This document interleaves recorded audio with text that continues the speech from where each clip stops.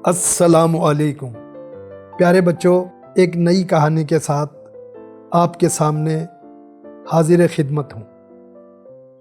प्यारे बच्चों, मोहल्ले में कुछ बच्चे ऐसे शरारती होते हैं जिनकी शरारतों से पूरा मोहल्ला दुखी होता है और परेशान होता है। तो आज की हमारी ये कहानी भी एक ऐसे ही शरारती बच्चे की है। प्यारे बच्चों, वो बच्चा लोगों की, मोटरसाइकिल्स की, गाड़ियों की हवा निकाल देता था और कभी बेल बजाकर भाग जाता था, जिसकी वजह से लोग परेशान होते थे। रात का टाइम था, एक औरत खाना बना रही थी और उसका बूढ़ा बाप बीमार चारपाई पर लेटा था। उसी लम्हा डोर बेल हुई और ना सिर्फ एक बार बल्कि 2-3 बार, जैसे न जाने कौन आ गया है और क्यों आ गया है। बेटी ने बाप से कहा कि बाबा, मैं खाना बना रही हूँ, रोटी बना रही हूँ, आप ज़रा देख लीजिएगा दरवाजे पर कौन है। इतना सुनने के बाद बच्चा भागकर गली के नुक्कड़ पर छुप गया और वो बूढ़ा अपनी बैसाखी लेकर बड़ी मुश्किल से उठ रहा था कि उसकी बैसाखी स्लिप हुई और वो फर्श पर गिर पड़ा। बेटी ने भाग के बाप को पकड़ा, सहारा देकर उसको चारपाई पर बिठाया और फिर जाकर दरवाज़ा खोला तो कोई भी नहीं था, जबकि बच्चा नुक्कड़ से उस लड़की को दरवाज़ा खोलकर इधर उधर देखते हुए एंजॉय कर रहा था। बच्चों, उसकी इस एक शरारत से उस बूढ़े को भी चोट लगी और लड़की को परेशानी हुई। इसी तरह नेक्स्ट मॉर्निंग, सुबह का टाइम था, गली में सन्नाटा था। वो बच्चा एक घर के बाहर आया जहां एक बाइक खड़ी थी। उसके हाथ में एक कील था। उस बच्चे ने इधर उधर देखा और टायर के पास बैठकर और आहिस्ता से टायर में कील चुभो दी। जैसे ही बच्चे ने कील निकाली, हवा निकली और बच्चा भागकर गली के नुक्कड़ पर खड़ा हो गया कि अब देखता हूं क्या होता है। एक लम्हा बाद एक शख्स घर से निकला, बैग गले में डाले हुए, और उसने मोटर बाइक को लॉक खोला और जैसे ही सीधा किया तो उसने देखा कि बाइक तो पंचर है। उसकी वाइफ दरवाजे में उसे सी ऑफ करने के लिए खड़ी थी। तो उसने कहा, क्या हुआ, शौहर को परेशान देखकर। शौहर बोला कि बाइक पंक्चर हो गई, पता नहीं किस तरह, और मुझे आज जल्दी पहुंचना था, पहले ही देर हो चुकी है, लिहाजा मैं कोशिश करता हूं। और वो तेज तेज मोटरसाइकिल को धकेलता हुआ उस बच्चे के पास से गुजरा और वो बच्चे ने मुंह पे हाथ रख के अपनी हंसी को रोक के एंजॉय किया। बच्चों, न जाने इस बच्चे की उस हरकत की वजह से शायद उसे नौकरी से जवाब ना हो जाए या क्या हो, लेकिन वो शरारतें करने से बाज नहीं आया। एक दिन फिर वो बच्चा एक घर के बाहर आया, बेल दी और बेल देकर भागकर खड़ा हो गया। इस दौरान कुछ बच्चों ने उसे बेल बजाकर भागते हुए देख लिया।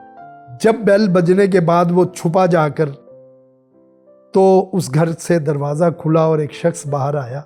उसने इधर उधर देख ही रहा था तो वो बच्चे करीब गए। बच्चों से उसने पूछा कि बेटा, बेल किसने बजाई थी, कौन आया था। बच्चों ने कहा कि ज़ीशान आपके घर की बेल बजा कर गया है। उसको बहुत गुस्सा आया। वो फौरन ज़ीशान के घर पहुंचा और उसके घर की बेल दी तो उसका ज़ीशान का बाप बाहर आया। जी साहब, खैरियत है। उस आदमी ने कहा कि आपका बेटा बेल बजाकर भागा है मेरे घर की, मैं बहुत ज़रूरी काम कर रहा था और मुझे परेशानी हुई है। तो उसने कहा कि मेरा बच्चा तो घर में है, मौजूद है, वो ऐसा नहीं कर सकता। उसने कहा कि बच्चे बता रहे हैं। उन्होंने कहा कि नहीं, बच्चे झूठ बोल रहे हैं, कोई आया होगा, कोई फ़कीर आया होगा, कोई और, लेकिन मेरे बच्चे ने बेल नहीं बजाई। उस शख्स ने कहा कि ठीक है, अगर ऐसी बात है तो वो अपने घर वापस आ गया। ज़ीशान को तो आदत पड़ी हुई थी बेल बजाकर भागने की, लिहाजा उसके खुजली हुई हाथों में, और वो एक दिन एक तीसरे घर इधर उधर देख के बेल बजा ही रहा था कि पीछे से खातून आ गई जो उस घर की रहायशी थी। उसने कहा, ज़ीशान क्या बात है, बेल क्यों बजा रहे हो? ज़ीशान ने फौरन कहा, वो अम्मी ने ना बर्फ़ मंगाई है, बर्फ़ चाहिए थी, लस्सी बनानी है। तो उसने कहा कि अच्छा, मैं अभी तुम्हें बर्फ़ ला कर देती हूँ, 1 मिनट यहाँ ठहरो। वो औरत अंदर गई, फ्रिज से बाउल निकाला, शापर में डाला और बर्फ़ का बाउल शापर उस बच्चे को दिया, ये लो बेटा, ले जाओ। लेकिन उसे शक था कि ये शरारत कर रहा था, लिहाजा वो औरत उस बच्चे को जाते हुए देखती रही। थोड़ी दूर जाकर बच्चे ने शॉपर घुमाकर दीवार से दे मारा, जिससे दीवार पर लगते ही बर्फ के टुकड़े टुकड़े हो गए और वो अपने घर में घुस गया। वो औरत चादर लिए हुए ज़ीशान के घर आई, बेल दी, और उसकी माँ जब बाहर आई तो उसने कहा, मुझे आपसे एक बात करनी है। उसकी माँ ने कहा, जी बताइए। उसने कहा, ज़ीशान मेरे घर की बेल बजाकर भागा था। उसने कहा, भागा था? कहती, मेरा मतलब यह है कि वो बेल बजा रहा था, मुझसे उसने कहा कि अम्मी ने बर्फ़ मंगवाई है, और बर्फ़ ले जब मैंने दी तो उसने बाहर फेंक दी है वो, और शरारत करता है, उसे रोकें। तो उसकी माँ ने कहा कि ज़ीशान तो घर में है, वो हो ही नहीं सकता, और मैं बर्फ़ क्यों मंगाऊंगी, मेरे तो खुद घर में फ्रिज है। तो मैंने ज़ीशान से, मैं अभी पूछ लेती हूँ। उसने आवाज़ दी, उसने कहा, ज़ीशान बेटा बात सुनो। ज़ीशान आया बड़ा मस्कीन बनकर, जी अम्मा माँ। उसने कहा, आपने आंटी के घर की बेल बजाई थी? उसका, मम्मा आपको पता है मैं तो पढ़ रहा हूँ अंदर, मैं तो घर से निकला ही नहीं, मैंने क्यों बेल बजानी थी? लिहाजा वो औरत कहती है, ये झूठ बोल रहा है। इस बात पर उसकी मामा ने कहा कि झूठ आप बोल रही हो, और ख़बरदार जो मेरे बच्चे पर इल्ज़ाम लगाया, आप चली जाएं यहाँ से। वो औरत ने देखा कि बजाय ये औरत अपने बच्चे को मना करने के, ये मुझे डांट रही है, लिहाजा वो भी चुप करके अपने घर आ गई। बच्चों, वक्त गुजरता गया, लेकिन वो अपनी शरारतों से बाज नहीं आया। एक दिन गर्मियों की रात थी, बारिश जोरों पर थी, मूसलाधार बारिश हो रही थी, सब लोग अपने घरों में दुबके हुए थे और गली में सन्नाटा था। ज़ीशान ने सोचा कि अब मैं अगर दूंगा बेल तो घर वाले परेशान होके बाहर आएंगे, मज़ा आएगा, तो बेल दे के देखता हूँ। लिहाजा वो जिस घर की बेल देने गया, उस घर पे चिप्स का स्लोप बना हुआ था, गेट की ऊंचाई थी और सड़क की तरफ नीचाई थी। पानी गिर रहा था, जिससे उस फर्श पर फिसलन हो गई थी। सबसे पहले तो जैसे ही उसने हाथ बढ़ाया कि मैं बेल बजाऊं, तो उसका पांव स्लिप हुआ और वो मुंह के बल फर्श पे गिरा। बच्चों, उसके सर में चोट लगी, उसकी कोहनी छिल गई, लेकिन जिद्दी बच्चा था, लिहाजा फौरन खड़ा हो गया।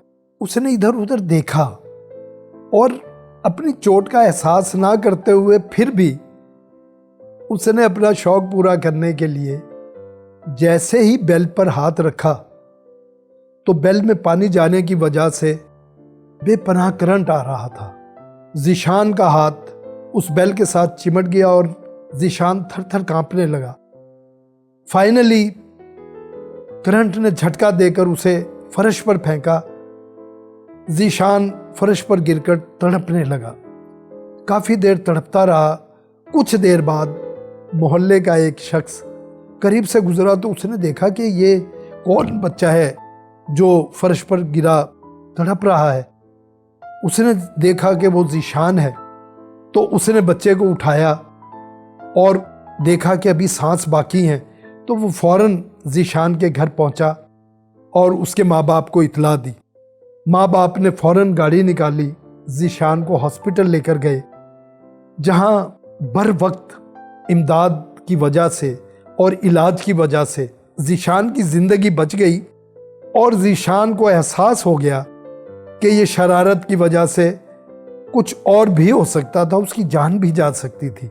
लिहाजा उसने अपने मामा पापा से माफ़ी मांगी और अहद किया कि आइंदा कभी भी वो कोई ऐसी शरारत नहीं करेगा जिससे मोहल्ले वालों को परेशानी हो या दुख का सामना हो।